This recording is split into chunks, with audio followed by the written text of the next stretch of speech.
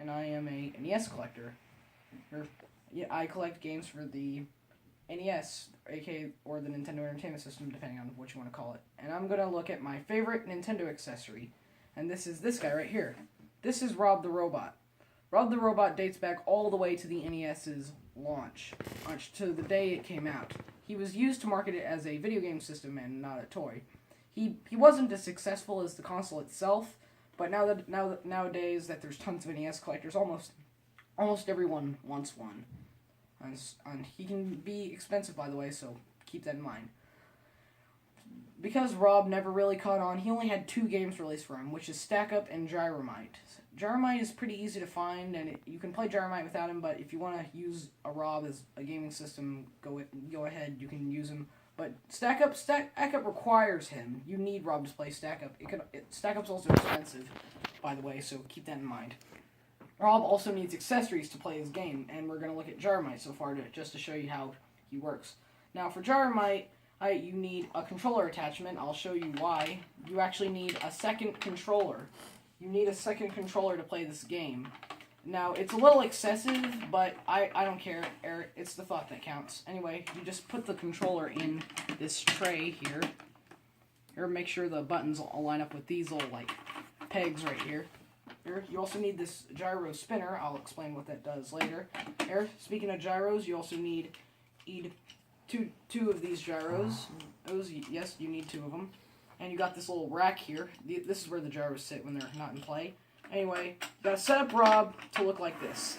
And you gotta face him at the TV like this. Now, important note, just like the Zapper, Rob will not work on HD or flat screen TVs. He'll only work on CRT or tube TVs. Again, keep that in mind if you're going to get one of these things. So, we're going to show you Gyromite. Okay, first we're going to look at all 3 modes, starting with Direct Mode. Direct Mode is a simple mode. It just shows you how to control Rob. And that's about it. Now we're going to show you the actual game. Now, keep in mind, Rob will do a movement where he goes up, and to the right.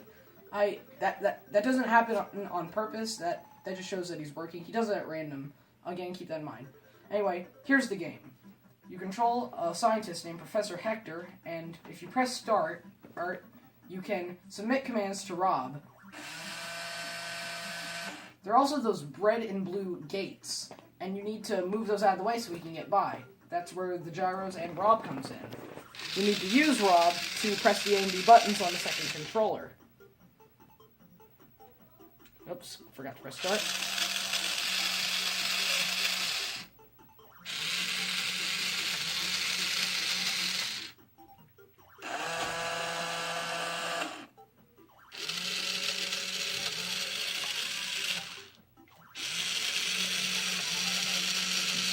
And I'm dead. I died in the game. You were paying too much attention to Rob and not enough to the game. It's awesome. Sorry about that, Dad. Anyway, also, yeah, sweet. Rob is kind of noisy and slow, so again, keep that in mind. Anyway, here's where he comes in. I moved the pillar. You see those dynamite sticks? You need to defuse all of the dynamite sticks, and I fell again. This is faulty control. Anyway, hey, you have to collect all the dynamite on the stage in order to pass through, and those little dinosaur things, the little green dinosaur things, those are called smicks. And you have these radishes in the game that you can pick up, and you use those to defend yourself.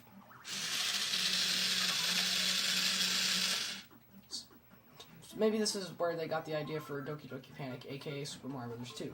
Now, Rob can either press on the gyro directly, or he can take it to the spinner, and he can...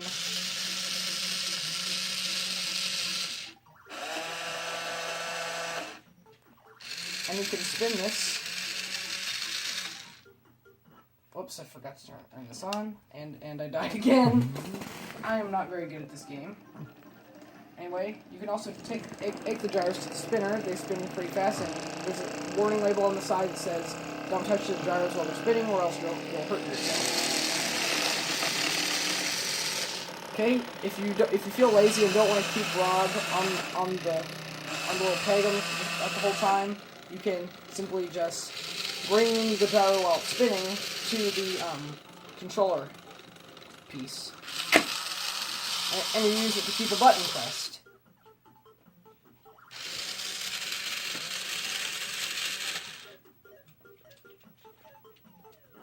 And I'm not very good at this game. Anyway, you can use that to keep the button pressed. They spin a little bit, but they will fall eventually. So keep your eye on it. Also keep an eye on the game too. Let's see if I can actually get past the first stage.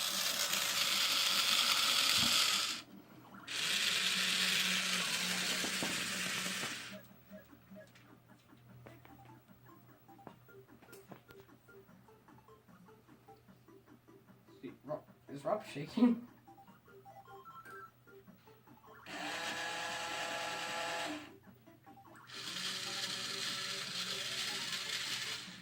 You can also use the columns to smash the enemies, which I sadly failed to do there. And that's usually it. And another thing is sometimes you'll have to keep both A and B pressed, and that's why you need the spinner. So you can hold a gyro on one, and you can keep one spinning on the other. I hope that makes sense. So, now we're going to go to the next level here, with only one life left, because it keeps growing up in this game.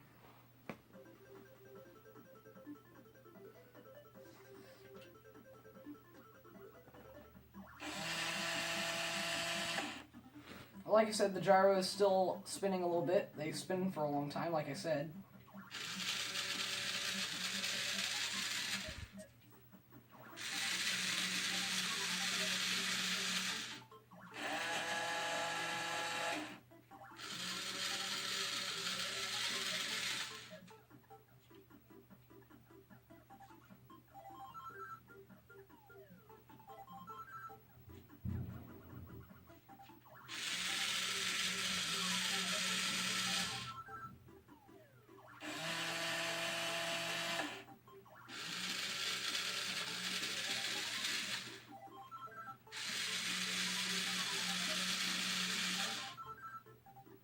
And that's pretty much it. That was Rob. If you want to get one, you can buy I one off eBay. If you want to get his games, you'll need a little bit of extra money.